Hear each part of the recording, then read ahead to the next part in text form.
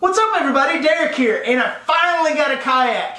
This thing right here is going to take my fishing to a whole different level. I've got a John boat, I've been bank fishing a whole lot, and now I'll be able to go kayak fishing. So I'll be able to do all three, and I'm going to be able to customize this thing as I go along. I had before a 10-foot Sundolphin Walmart $200 kayak, which was really not that great, but I was able to kind of take some of the ideas that I had for kayaks and kind of incorporate it in that and be budget friendly and not spend a whole lot of money with stuff that I've already got basically. So all I needed was that kayak, but it got stolen. And so I got to make a shout out to my wife because she bought this thing for me from Academy, which already kind of probably gives you an idea what kind of kayak this is, because she bought this as a birthday, which is in November for me, and then a Christmas present all combined. So thank you to my wife. And anyways, this thing is going to be awesome. You can probably take some guesses now that I said Academy what actually brand this is. But let's flip this thing over and take a look at it. As you probably already guessed, I said Academy and it is a Pelican. I was going to go with a 12-foot Bonafide, but man, those things get expensive. I mean, it was the cheapest I could find was like $1,300 online with shipping. And then if you go somewhere like I'm near Austin Kayak, canoe and kayaking, basically that place sells them for like $1,500–$1,600. So this thing was like $830 out the door with taxes. So boom, that's a great buy. So now I saved a little bit of money. I've got a 101 thrust trolling motor on the back that I plan on putting in here, but I want to get the feel of it a little bit first just by, you know, paddling. I went and bought a cheap Ozark Trail Walmart paddle that was like 30 bucks. It's an aluminum one, so it's going to work out fine for now. I don't need to go spend a bunch of money right off the bat, which might have been smart because I know sometimes if I know that I'm going to be paddling a lot, it would have been a good investment, but oh well, I'll go spend money later. But I want to get this thing out on the water, and I've got one other idea where I've got a Razor scooter that I'm planning on using as a trailering vehicle and actually folding it up and putting it on the back so I can actually go fishing by myself upriver or creek or wherever I'm going, put my truck downstream, drive this thing on a little trailer that I'm going to custom fabricate and make, and take it up to another spot and put it in and just basically float downstream. I haven't seen anybody really do that. I know there's bicycles and everything, but those things are so bulky, and if I've got a little bitty scooter that I can actually fold up, that can do 15 to 20 miles an hour, go a couple miles upriver trailering this thing, and then fold up and put it on the back, and it weighs like 40 pounds, I can't beat that. But this thing, I want to see how the stability is on it. I want to actually do a stability test. I want to see how fast I can paddle this thing. I just want to go fishing. And another thing with the stability test that I don't see a lot of people do is whenever you get those big hook sets and it's to the side, how much torque does it take before you actually put this thing in the water? Because I think that's a lot of the ways that some people actually probably flip these things over. But this thing is fairly wide. I don't remember all the dimensions. I believe it's 34 inches wide, 15 inches deep. I think it has a 450-pound capacity for holding equipment, which compared to the Bonafide was basically about the same. I think the Bonafide 12 was like 34.5 inches wide, right at 15 inches deep, and I think it was able to hold like 500 pounds. So minus 50 pounds with this, basically the same width, that catamaran style with the tunnel hull on the Bonafide, as well as with this.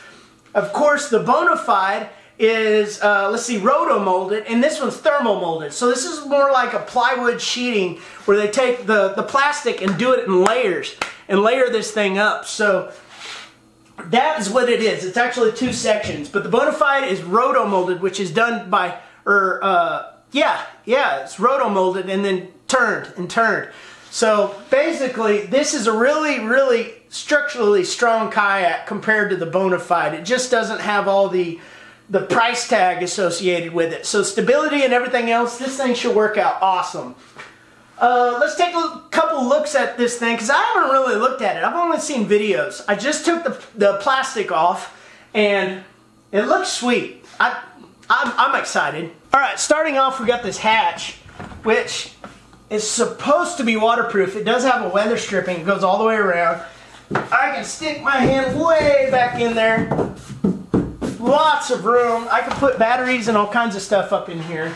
And then on top of that, it's got this handle up front for pulling upstream. It seems pretty sturdy.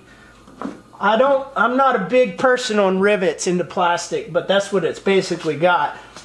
I'm going to be taking that off, and this compartment probably won't be used a whole lot for the fishing or anything else, because whenever I do install that trolling motor, I'm going to build a bracketry right here, and it's actually going to hold the trolling motor mount with a quick disconnect where it'll just slide in and pop some pins and that thing's on the go. But that's a regular size bass boat trolling motor, so it weighs quite a bit. And then as we go down through here, this thing's got the foot pegs. I haven't operated these things yet. I guess, oh, they spring out, pop in. Let's see this one. They kind of pop out like that and then slide up and down. That's pretty cool. And it looks like we got Scotty mounts over here, so you can slide in and then pop in and then tighten for if we wanted a for our camera and everything else. We got this nice mounting down here for our feet. We got scupper hole plugs right here. We've got the 4 rod mounting locations where we can mount, and then we got the handles on the sides here. And then I've got this seat, which I just took it out of the plastic. I haven't even really looked at this thing.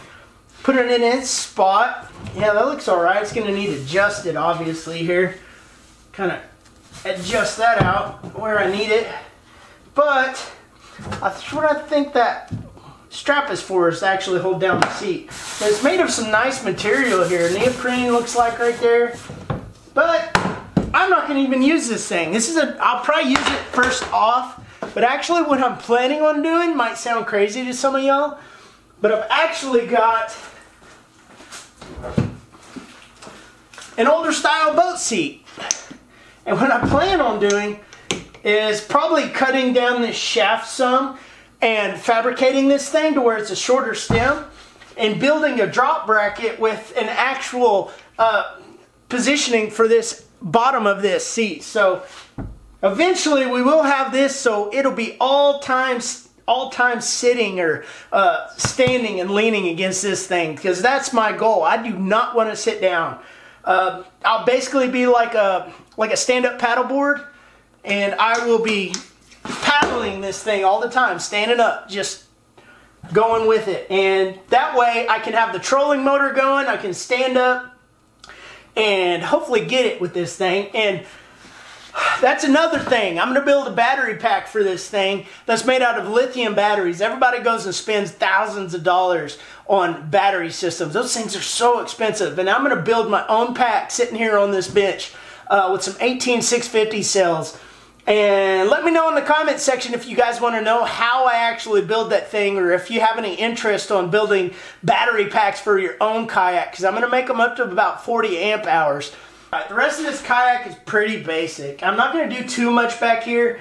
I need the grab handle back here really for whenever I'm pulling, but I've got a power pole micro that I'm going to put back here.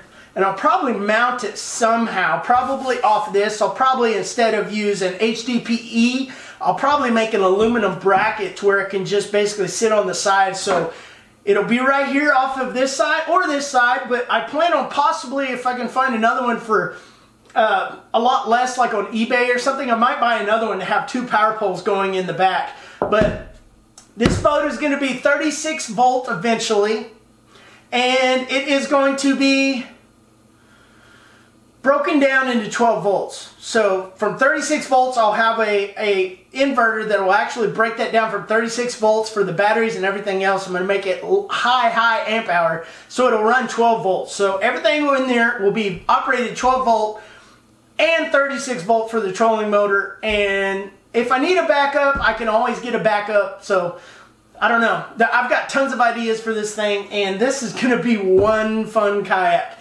I might go fishing with this thing for the first time, not for bass, but for crappie, because it's that time of the year. It's winter time, so I really want to go out and catch some crappie. Plus, I've been fiending for some fried crappie. So, anyways, that's my Pelican Catch 120, and I hope to change a lot of stuff onto this thing.